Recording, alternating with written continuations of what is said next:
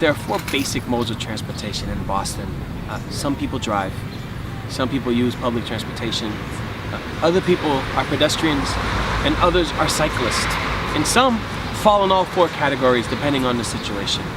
When we do planning and development in our city, we have got to plan and develop towards the reality that there are four basic modes of transportation and ensure that all four are safe and accessible to all residents in the city of Boston. You know, what I see as one of the major issues affecting bicycling today is that everyone has to feel safe when they're on a bicycle in Boston. You know, here at the Southwest Corridor, people feel very safe. We have to create that sense and that feeling everywhere in the city. We do that by supporting bike lanes. We do that by supporting cycle tracks. And we do that by educating all users of the road that the roads can be used by bicyclists and by drivers and by pedestrians. And we all have the right to feel safe as we get from point A to point B. Programming to encourage cycling amongst our young people in our schools, like the Boston Bikes Youth Cycling Program, already exists, and as Mayoral will work to expand that. We also work to support organizations that work with our young people, for example, like Bikes Not Bombs, that has been working with our young people in the city for many years, showing them an appreciation of bikes, teaching them how to bike, teaching them how to repair bikes.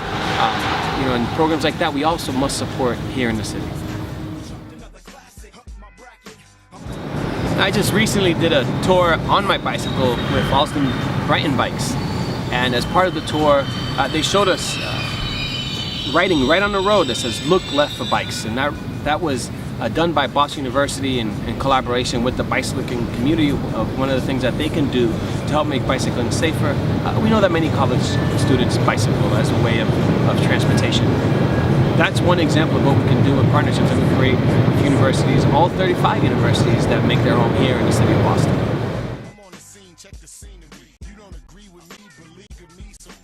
Currently we have programs that help to incentivize having your business being bike friendly, like the Bike Friendly Business Awards. And we must really promote that, and we can expand that, but also we can look at other cities and municipalities and what they're doing to encourage bicycling to work. For instance, Cambridge has an ordinance that helps encourage bicycling to work, and there's one example, but there's also many examples across the country that we should look at and how we encourage biking to work.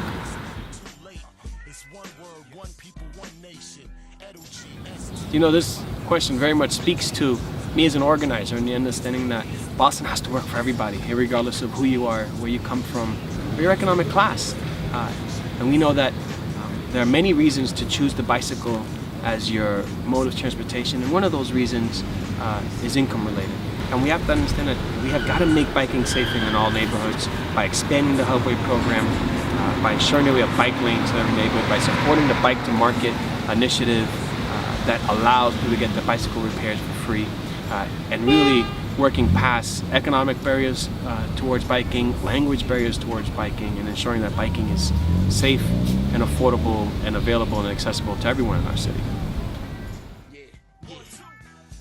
As we continue to educate residents around cycling, as we continue to make cycling feel and actually be more safer, and as we continue to make it more accessible throughout all of Boston's neighborhoods, we will see more cyclists, which in turn creates more cycling related jobs and businesses.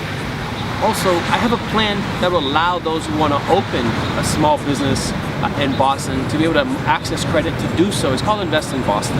As a city, we have $1 billion in banks today. But we don't ask those banks if they invest in our neighborhoods. We don't ask those banks if they lend to small businesses. We don't ask those banks if they support home ownership, if they support development projects. My legislation says that if you want to do business with the city and our $1 billion of bank-related business, you have to be doing business in our neighborhoods. That would allow small business owners, including those who want to open cycling-related businesses, to be able to access the credit they need to open, to operate, and sustain themselves. You know, this question really comes to the heart of the matter that, you know, we have got to put our money where our mouth is. As excited as I am that we have Bike Boston, we have Nicole Freeman leading that effort, be even more excited when we have more staff in Bike Boston. We know it works. You know, we've seen that it's doubled the ridership since its inception. Also, we have to include bicycling related matters in the budget. For instance, I was very disappointed that our budget this year didn't include funding for cycle tracks. I advocated for cycle tracks, was disappointed that it didn't happen, and as mayor, I'll ensure we have the funding for cycle tracks and other bicycling-related infrastructure needs that help promote and expand cycling in Boston.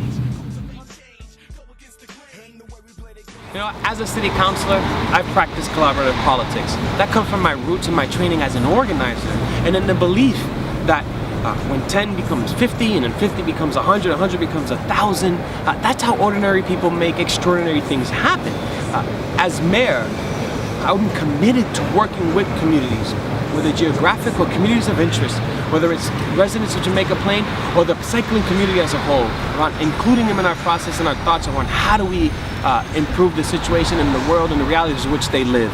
In the cyclist community, you have my assurance that I will include cyclists, all cyclists, those who are very active in the process, young people who cycle, those who have sometimes felt left out, and invite them to be in the process around how do we make cycling better, stronger in the city of Boston.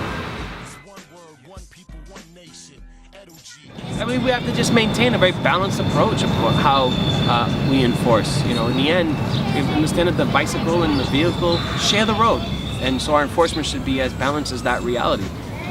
I will say that I believe we should enforce cars parking the bike lanes and really enforce ticketing around that more, because when we enforce that, then we will see much less cars parking in the bike lane when they realize that there is in fact a consequence to it. And as a side note, but yet related, I'm a strong proponent of community policing.